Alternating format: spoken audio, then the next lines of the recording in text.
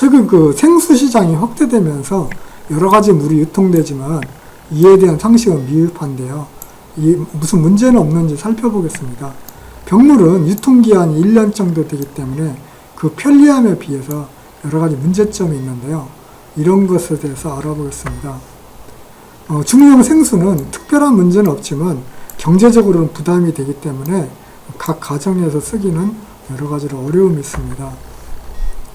정수기는, 특히 역삼톱 정수기는 깨끗한 물을 만드는 데 기묘하지만 이것이 눈으로 보기만 깨끗하지 여러 가지 문제점이 있습니다. 그런 것에 대해서 한번 살펴보고요. 수돗물은 공공기관에서 심혈을 기울여서 좋은 품질의 것을 만들지만 국민들은 그 외면을 하고 있습니다. 안전한 것에 대해서는 누구나 인정하지만 이것이 건강한지에 대해서는 의문을 제기하기 때문이 그렇습니다. 이런 물에 대해서도 자세히 살펴보겠습니다. 우리나라 병물은 수질은 좋지만 유통이 문제인데요. 유효기간이 1년 가까이 돼가지고 이런 문제가 있을 수 있습니다. 그래서 가급적이면은 최근에 생산된 것을 먹는 것이 좋은데요. 우리나라 최대의 메이저 업체인 제주도의 S업체 것을 먹는 것을 권합니다. 왜냐하면은 유통 속도가 빠르기 때문에 이런 것이 어떤 그만큼 불리한 부분을 줄일 수 있는 것이죠. 그리고 냉장 상태로 관리된 것을 먹는 것이 좋습니다. 권익위에서는 어떤 생수병의 재질을 직사광선 차단 재질을 써야 된다 이런 얘기를 권고했는데요. 왜냐하면은 직사광선을 받을 때 병물의 재질에서 발암물질이 검출될 수 있기 때문에 그런 것이죠. 이 그림은 한국수자원공사에서 만든 병물을 박스에 넣어놓은 모양인데요. 이렇게 햇빛을 차단시켜야지 문제가 없습니다. 일본은 먹는 샘물을 종이 상자에 담도록 하는 규정이 있는데요. 우리나라는 경제적인 문제로 이렇게 하질 못하고 있는 것이 지금 현재 실정입니다. 그 외국의 유명 생수의 경우에는 값도 비싸고 먼 거리를 오다 보니까 방금 말씀드렸던 이런 문제에 노출될 소지가 있는데요. 그럴수록 유통이 잘 되는 제품을 먹는 것이 유효합니다. 병물은 국산부터 외국산까지 브랜드가 많지요. 근데 이러한 병물들은 국내산은 1,000원 미만이고요.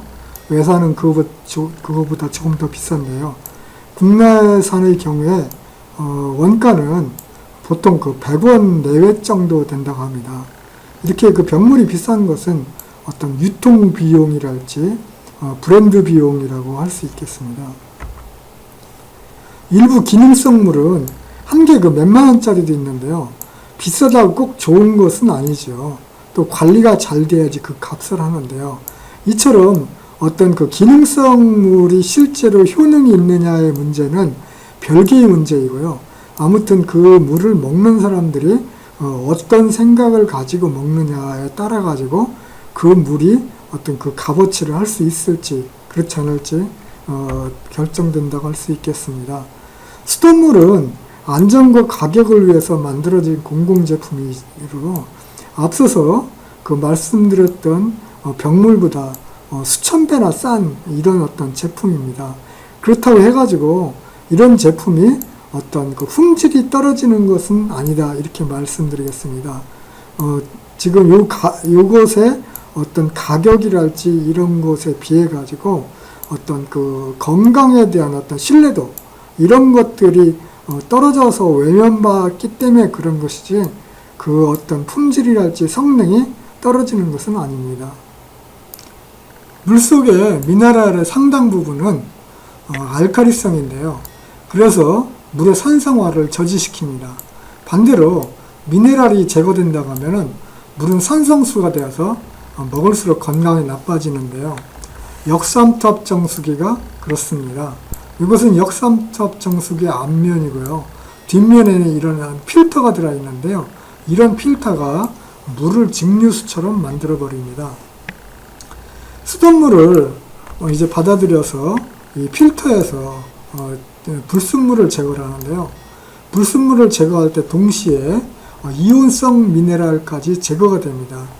칼슘 이온이랄지 나트륨 이온이랄지 이런 것들을 제거함으로써 우리 몸에 좋은 이런 그 미네랄들이 제거되므로 몸에 안 좋은 영향을 끼치는 그런 식이죠.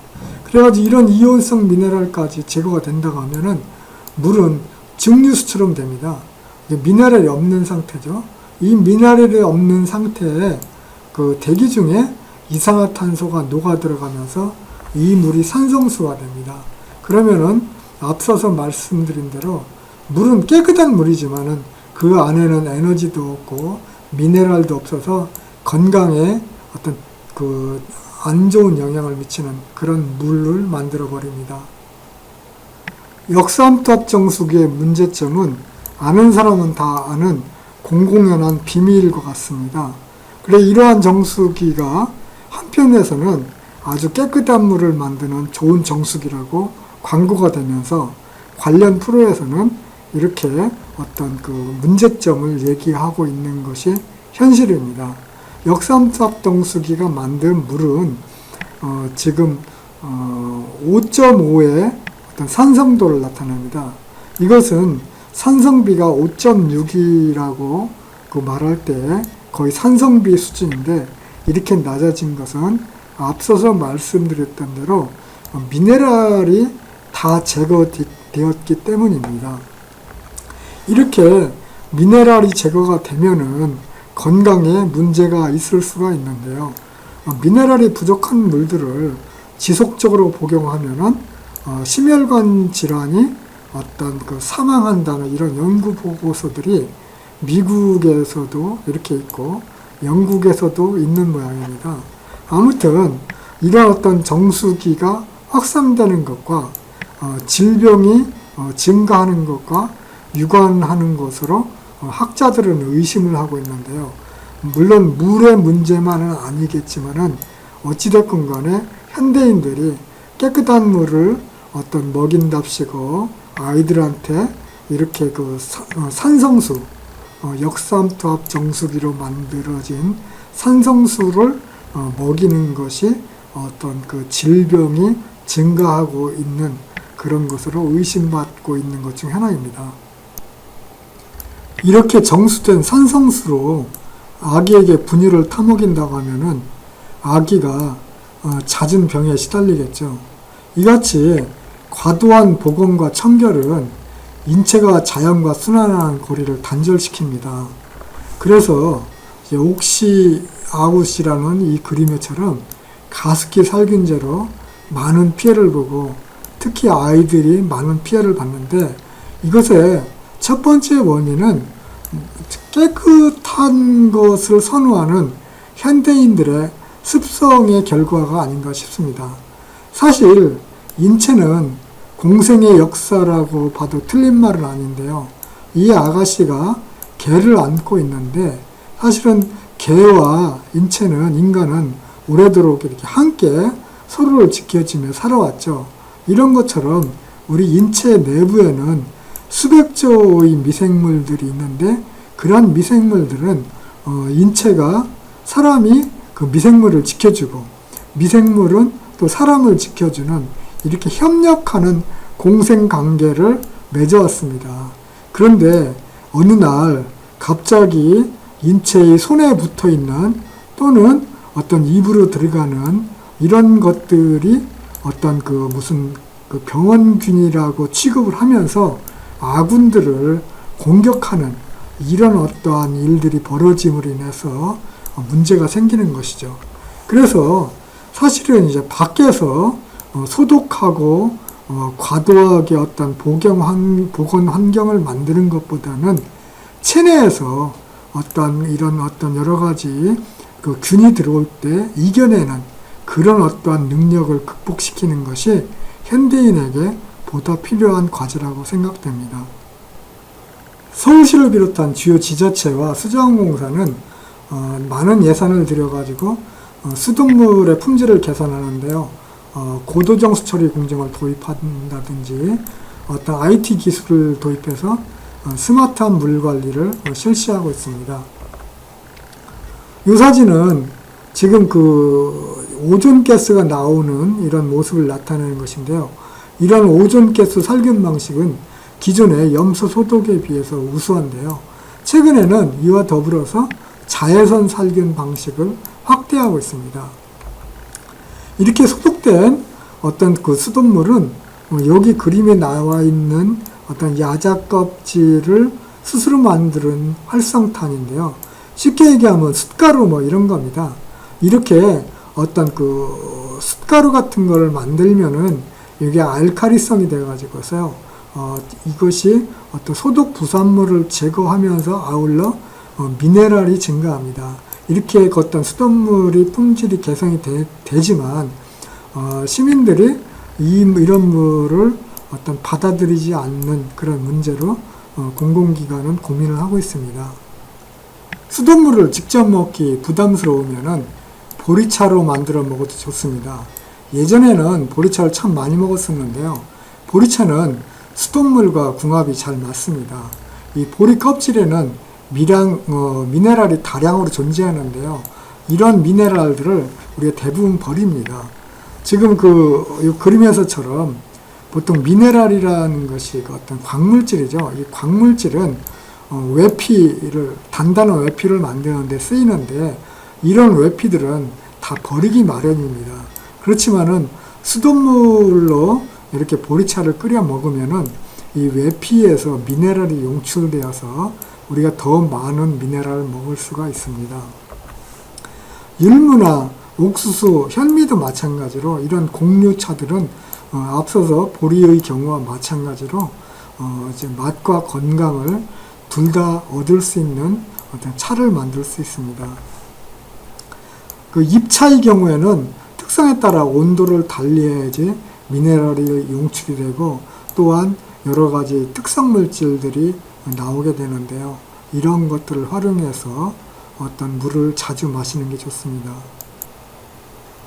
수자원공사에서는 수돗물 신뢰성을 높이기 위해서 여러 가지 노력을 하는데요. 이 그림은 각종 차의 미네랄이 어떤 수돗물로 차를 끓였을 때 어떻게 변하는지를 나타낸 것입니다. 우리가 많이 먹는 보리차랄지 옥수수, 둥글레, 결명자 이런 것들이 있는데요. 이 그래프를 보면은 하늘색이 칼슘입니다. 그리고 초록색이 칼륨이고요.